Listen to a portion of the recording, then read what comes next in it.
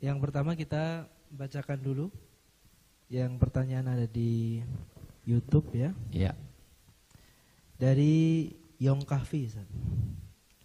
Apa definisi asli dari asrarul amal itu? Apakah kita harus bersembunyi saat beramal?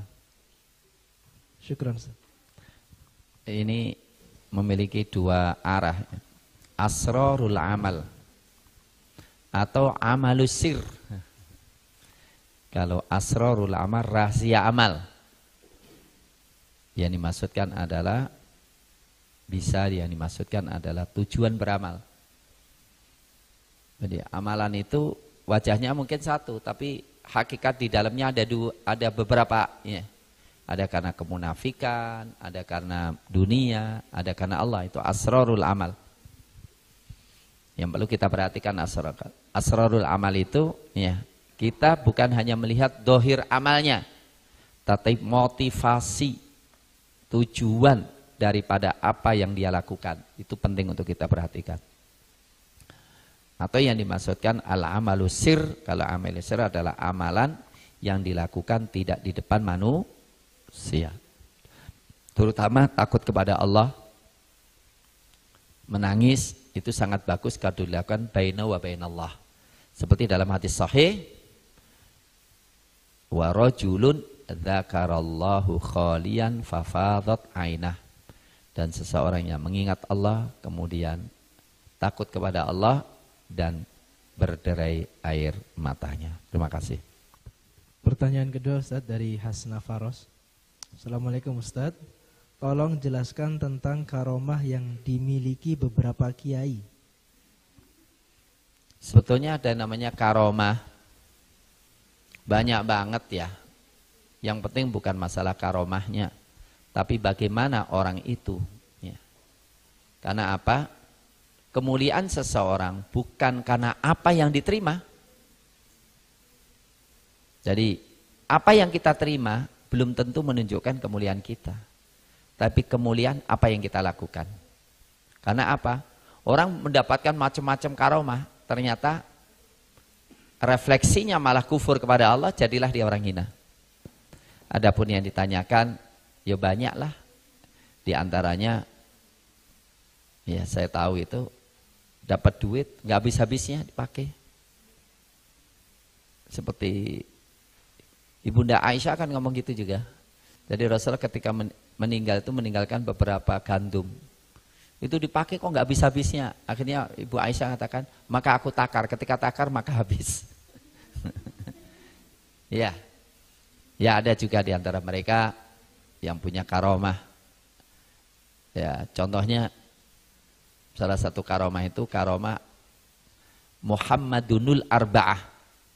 Muhammad 4. Ada Muhammad bin Jarir Tobari, Muhammad bin Nasir Al-Marwazi.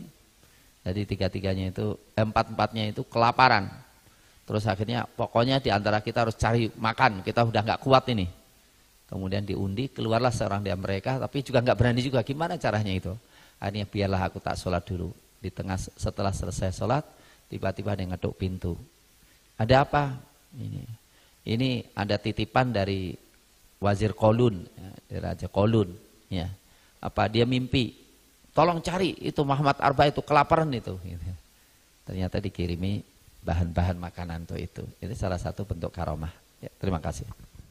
Ustaz, pertanyaan selanjutnya. Assalamualaikum, mau tanya Ustaz, bagaimana supaya terhindar dari cinta dunia? Terhindar dari cinta dunia adalah berdoa kepada Allah supaya tidak terfitnah dengan dunia. Satu. Yang kedua, hendaklah dia zuhud. Dunia di tangan tidak di hati. Ketika waspada terhadap bahayanya dunia. Dunia itu sangat menipu, mata'ul ghurur. Dan dunia itu racun. Ketika tidak berkaitan dengan ibadah kepada Allah. Dan dunia itu dilaknat. Ad-dunya mal'unun mal'unatun mal'unun ma fiha illa dzikrullahi wa man walah. Dunia itu terlaknat dan terlaknat siapa yang di dunia kecuali orang yang zikrullah dan mendukung zikrullah. Iya. Syukran Ustaz. Pertanyaan selanjutnya, sambil saya menunggu yang dari mbak-mbaknya yang ada di ruangan ini, silahkan untuk diberikan ke saya pertanyaannya. Dari Rofi Ali, Ustadz, adakah qori Quran tapi munafik, Ustadz? Gimana? Adakah qori Quran tapi munafik? Iya, banyak. Banyak. Qori, hafid tapi munafik. Ketika perbuatannya jauh daripada nilai-nilai Al-Quranul Karim. Cuma tidak perlu kita nyebut orangnya dan tidak perlu kita mencarinya, karena jangan sampai kita yang jadi munafik.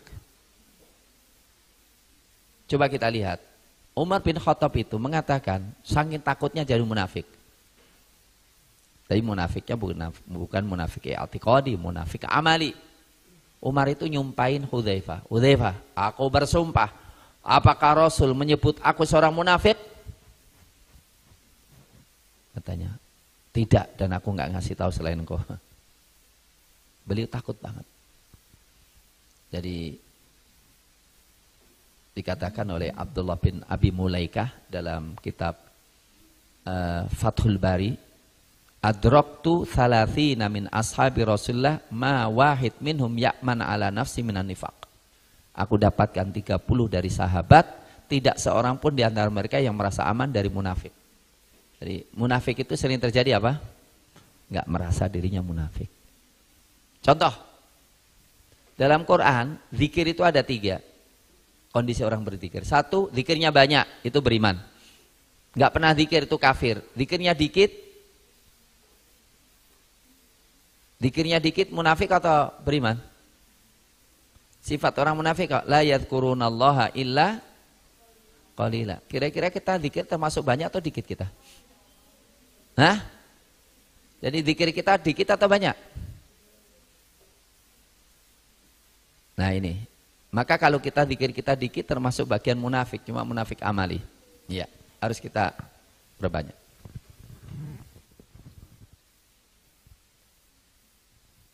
Udah itu aja, selesai, tutup. Sudah malam.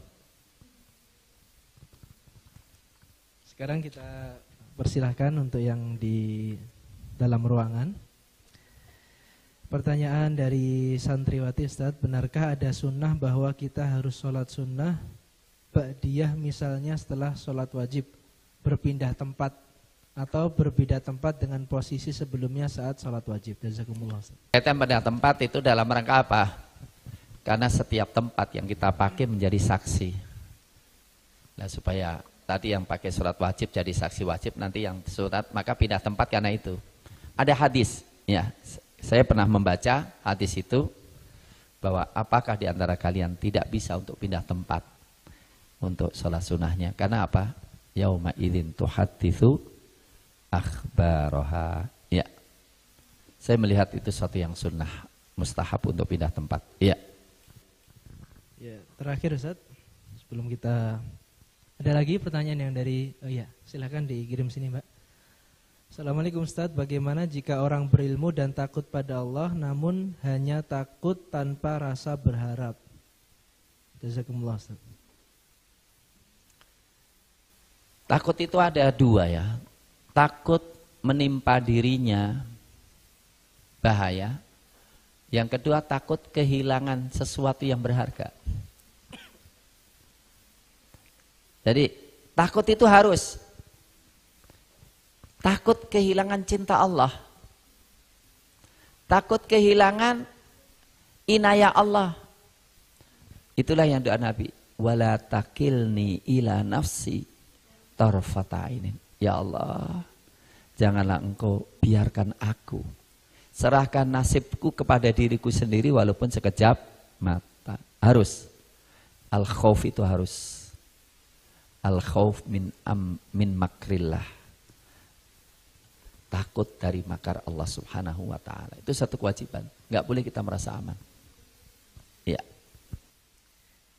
Selanjutnya Ustadz, bagaimana cara kita menjadikan tujuan belajar kita untuk akhirat seutuhnya, sedangkan apa yang kita pelajari adalah ilmu dunia? Jazakumullah, Ustadz. Ilmu itu semuanya ilmu dari Allah. Ilmu dibagi menjadi 2. Ilmu semua ilmu din. Ilmu dari Allah. Ilmu yang bermanfaat semua ilmu Allah. Dibagi menjadi 2, ilmu wasail dan ilmu maqasid. Ilmu sarana dan ilmu tujuan. Matematika kita pelajari karena Allah. Bagaimana kita bisa menghitung faraid? Bagaimana kita bisa menghitung zakat? Bagaimana kita bisa melihat perbandingan kecilnya dunia dan akhirat dengan matematika? Maka matematika menjadikan kita berharap kepada akhirat, menyandarkan diri kepada Allah Subhanahu wa taala. Jadi jangan menganggap bahwa matematika, fisika, kimia itu ilmu dunia, enggak, itu ilmu akhirat. Karena itu ilmu sarana mendekatkan diri kita kepada Allah Subhanahu wa taala. Maka saya terus terang sedang gundah. Karena apa? Saya harus cepat melakukan evaluasi, terutama ilmu sosial. Jadi ilmu sosial itu sebetulnya ilmu yang sangat tinggi.